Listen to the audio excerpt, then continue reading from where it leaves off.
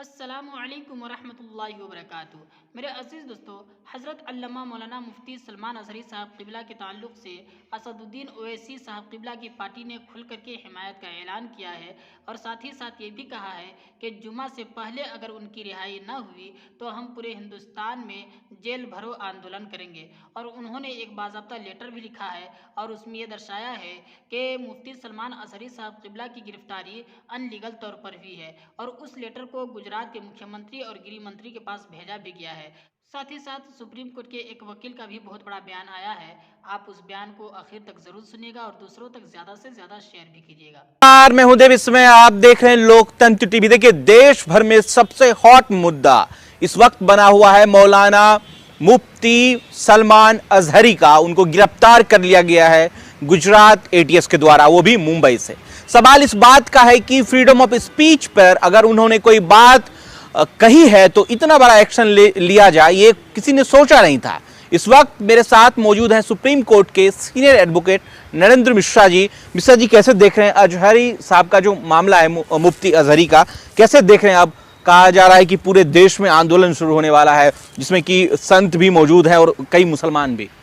देखिए, ये जो मोमेंट जो पुलिस ने मोमेंट्स किया है, इसके बारे में बोलना चाहता हूँ कि वो बेसिकली एक ऑर्गेनाइजेशन के द्वारा एक प्रोग्राम कराया गया था जिसमें 2 व्यक्ति थे और उन व्यक्तियों ने इनको धर्म और एजुकेशन से लेकर के यह कुछ था प्रोग्राम से।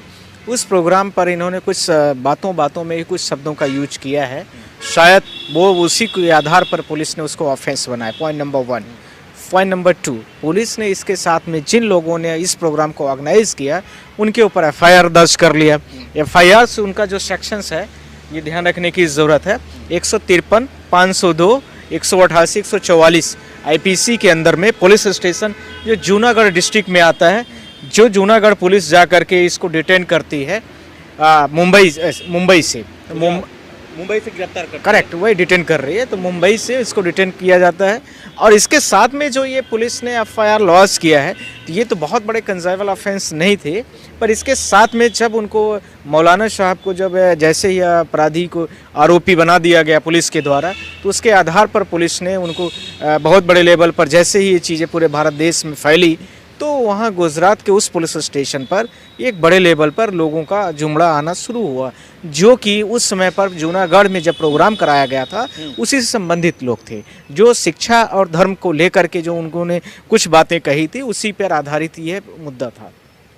जैसे वहाँ पर लोग आए तो पुलिस ने उनके ऊपर लाठीचार्ज किया, उनके ऊपर एफआईआर्स किया और बहुत तरह के और भी सेक्शंस, कंजाइबल, नॉन कंजाइबल्स और कंजाइबल्स, दोनों तरह के ऑफेंस के आधार पर, जिसमें 10 साल से ऊपर तक की सजाओं के आधार पर कई सारे सेक्शंस का उन्होंने पुलिस ने एलिगेट कर लगे हैं। उसमें 6 सेक्शंस वहाँ पर लगाए गए हैं और 4 सेक्शन से पहले लगाए गए थे। अब वो 6 सेक्शंस कौन कौन से हैं, मैं आपके माध्यम से बोल देना चाहता हूँ। 332 यानी 332 आईपीसी का, उसमें 3 इयर्स का इम्प्रिजमेंट है। इसके साथ में 333 333, इसका मतलब हो गया कि 333, इसमें 10 ईयर से ऊपर का कन्विक्शन है। इसके साथ में 341 है और 356 है और इसके साथ में 336, 341, 353 का मतलब हो गया 353, जिसके आधार पर यह होता है कि प्रशासनिक कार्यों में अवरोध उत्पन्न करना। और इसके साथ में 341 भी है, इसी के साथ में 336 भी है। तो ये तो सिंपल है। तो ये इसके सबसे इसमें जो कंजाइबल्स ऑफेंस है, सबसे जो बड़ा जो मतलब उसमें केस है, वो है 333 का। इसका मतलब होता है किसी के साथ में आपने बहुत बड़े तरीके से ब्रूटल मारपीट किया है और इसके साथ में ये सारी चीज़ें हुई हैं। तो ये जो लोग वहाँ पर प्रदर्शन कर रहे थे, उनके ऊपर, एक बड़ी भीड़ के ऊपर इस तरह का एफआईआर लॉन्च किया गया है। तो मुद्दा 2-3 उठते हैं इसमें, जिसको लेकर के जिस तरह से पुलिस ने उनके ऊपर एफआईआर किया है, तो उनको शांतपूर्वक तरीके से इस बात को इतना हाईलाइट, इतना माइलेज देने की ज़रूरत नहीं थी। इन्होंने पूरी भारत देश को हिंदू मुस्लिम करने की गुजरात में और मुंबई में और मीडिया में हाईलाइट करने का लिए कोशिश की गई है। Point number 1। सेकंड, उन्होंने इतना बड़ा शब्द नहीं यूज किया है, जो जहाँ तक मैंने मीडियाज़ के माध्यम से सुना है, उसके आधार पर उन्होंने बातों में ही बोलते बोलते कई बार आदमी बोल जाता है, तो वो इतने हाईलाइटेड मुद्दा नहीं बोला कि जिसको लेकर के पुलिस प्रशासन को इतने बड़े पूरे भारत की वर्ल्ड लेवल की न्यूज़ बना दिया जाए। तो इतना बड़ा मुद्दा नहीं था। ऐसे तो मैं ये कहना चाहता हूँ आपके माध्यम से, बहुत सारे बड़े बड़े नेताओं को जो है तो कोर्ट छोड़ देती है कि कोई बात नहीं, कहीं भूल चूक में आदमी बोल दिया होगा, तो कुछ इसी प्रकार से इसको भी समझने की ज़रूरत है। तो कैसे बरी होंगे जो एक मुसलमान होने के नाते जो है लगा हुआ है मुफ्ती अजहरी के ऊपर कि वो मुसलमान है इसलिए ऐसा किया जा रहा है, आपको नहीं, यही तो मैं कहना चाहता हूँ आपके माध्यम से कि उन्होंने हिंदू मुस्लिम करने के लिए कोशिश किया है कि जिससे पूरे भारत देश में यह बात फैले। जिस भी सांसद का आपने नाम बोला है, उस सांसद ने कभी बेरोजगारी, महंगाई, इन सब मुद्दों पर कभी नहीं ट्वीट किया होगा। आज तक का उठा के आप देख लीजिए, जब भी वो बात करेंगे इन्हीं सारी चीज़ों पर आधारित बेबुनियाद बातें करेंगे, तो ये सारी चीज़ें उसमें उठ के सामने आ रही हैं। कैसे सर ये इन तमाम जो धाराएं लगी उनसे बरी कैसे होंगे? ये मैं आपके माध्यम से, लोकतंत्र टीवी के माध्यम से मैं बोलना चाहता हूँ कि वो हमारे पास आए और मैं उनको एक दिन में निकाल दूंगा। वो कोई बहुत बड़ा मसला नहीं है। और जिस तरह से लड़ेंगे आप? नहीं, बीजेपी से मतलब नहीं हो, तो पुलिस प्रोसिक्यूशन का प्रोसेस होता है, उसके आधार पर वो निकल जाएंगे, जिससे पूरे भारत देश में बहुत बड़े लेवल पर जो हिंदू मुस्लिम होने की स्थिति बन रही है वो अपने आप मामला खत्म हो जाएगा और लोकतंत्र जीवित रहेगा। मोहम्मद मुफ्ती अजहरी को रिहा करेंगे आप? मोहम्मद मुफ्ती अजहरी से मतलब भारत देश के संविधान में रहने वाले हर व्यक्ति के पास एक कानूनी अधिकार होता है कि वो किसी भी अपने वकील से मिले और संबंधित व्यक्ति से बातचीत करे, जो उसको जानकारी चाहिए वो उसके लिए कोर्ट के माध्यम से अथवा फ्री लीगल एड सर्विसेज होती है कोर्ट में, अथवा इसके अलावा किसी भी तरीके से वो किसी भी वकील से अपने मिल सकता है। तो वो यदि वो मेरे पास आएगा तो मैं उसको उसकी मेल करा दूंगा, वो कोई बहुत बड़ा मसला नहीं। सुधांशु त्रिवेदी ने ट्वीट करके किया जिसके बाद ये पूरा कारवां जो हो आगे बढ़ा है। नहीं, वो ठीक है, उन्होंने क्या किया क्या नहीं, हमारे पास तो ऐसे बहुत सारी केसेस आती रहती है, कोई बहुत बड़ा मसला नहीं है।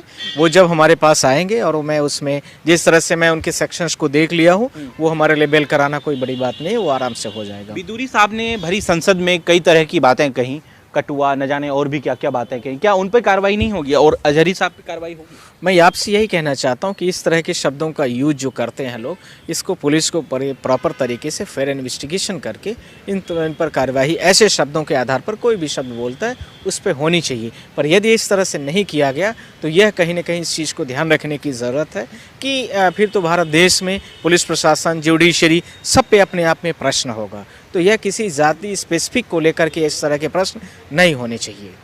अभी जो मुफ्ती साहब के साथ, अजहरी साहब के साथ जो किया गया, क्या वो गलत है सर? मैं आपसे एक शब्द बोलना चाहता हूं कि जो भी उनके एफआईआर्स में सेक्शंस लगे हैं, उन एफआईआर्स के आधार पर हम उनकी बिल करा देंगे, उसमें कोई दिक्कत मुझे नहीं है। गलत तरीके से ट्रीट किया गया उनको? मैं अभी एफआईआर की चार्जशीट वगैरह नहीं पढ़ा, पर जिन शब्दों का उन्होंने यूज किया है वो मुझे नहीं लगता कि इतना कठोरतम दंड की कार्यवाही के अंडर में आता है। इसलिए मैं आप लोगों के माध्यम से बोलना चाहता हूं कि उसमें जितने भी आरोपी पुलिस ने बनाई है, उन अजहरी साहब को और जो भी लोग हैं उनको मैं बेल करा दूंगा, वो कोई दिक्कत नहीं होगा सर। मुफ्ती अजहरी के मैं आप लोगों के माध्यम से बोलना चाहता हूं कि मैं उनको एक दिन में बेल करा दूंगा। जो इनके ऊपर ऑफेंस लगे हैं उसको मैंने देख लिया है, उस ऑफेंस के आधार पर मैं आपसे बोलना चाहता हूं कि एक दिन में वो भारत देश में जिस भी जेल में होंगे वहाँ से वो एक दिन में रिहा हो जाएंगे। पूरे भारत देश के लोग उनको देखेंगे। रिहा का मतलब यहाँ ध्यान रखना, जमानत की मैं बात कर रहा हूँ। इस तरह के में बहुत सारे ऑफेंसेस, बड़े बड़े केसेस सुप्रीम कोर्ट में हम लोगों के पास आती रहती हैं और कहीं की भी हो सकती है देश की, और इससे जघन्य अपराध की। इसमें तो कुछ ऐसा बहुत बड़ा मुद्दा नहीं है जो कि मतलब उसका बिल न कराया जा सके। गुजरात एटीएस ने पकड़ा है सर।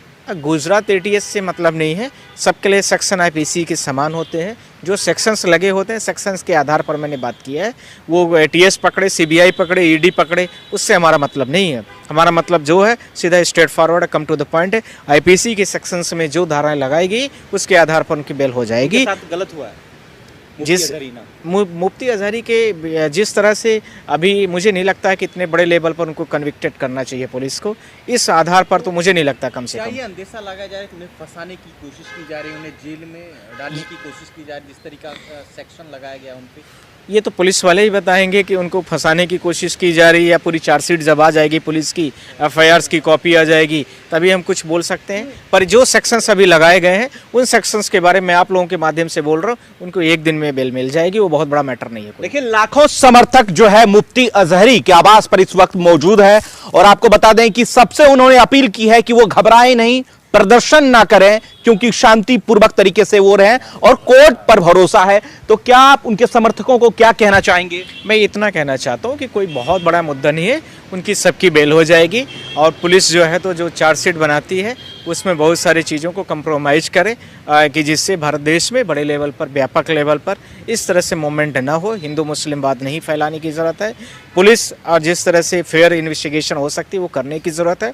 और मैं सारे लोगों से अपील करना चाहता हूँ कि मुफ्ती जो अजहरी साहब हैं उनको उनकी बेल आएगी, हम एक दिन में बेल करा देंगे। कोई बहुत बड़ा उनके ऊपर ऑफेंस नहीं लगा है। ये समझ लीजिए कि उनके पीछे कौन है, ये भी तो समझना पड़ेगा सर। मुझे पीछे आगे की क्यों बताते हो आप लोग, मैं नहीं समझता हूँ। आईपीसी के सेक्शन से मुझे मतलब है, मैं उतने ही बात करना चाहता हूँ। पुलिस ने जो आईपीसी कोर्ट से बड़ा कोई नहीं। हाँ, और क्या, उसमें कौन सी बड़ी चीज़ है? से बड़ा कोई नहीं। बस एक सिंपल सी बात है कि संविधान और आईपीसी की जो धाराएं लगाई गई हैं उस धारा के आधार पर हम लोग उनको निकाल लेंगे। वो कोई बहुत बड़ा मैटर नहीं है। हम उनके जो समर्थक हैं, उनके फॉलोअर्स हैं, उनको अपील करना चाहता हूँ, निवेदन करना चाहता हूँ कि वो इतना बड़ा मुद्दा नहीं है। आप लोग आइए, आपकी बेल हो जाएगी और आराम से आप लोग शांतिपूर्ण तरीके से भारत देश में रहिए। बहुत बहुत शुक्रिया। दरअसल अगर वीडियो आप सोशल मीडिया पे देख रहे हैं तो कमेंट कर अपनी प्रतिक्रिया जरूर दी। तो आपने बयान सुन लिया, बहुत ही अच्छा बयान है। आप भी कमेंट में इस बयान के बारे में राय दें और साथ ही साथ मुफ्ती सलमान अजहरी साहब क़िबला के लिए दुआए खैर करते रहें।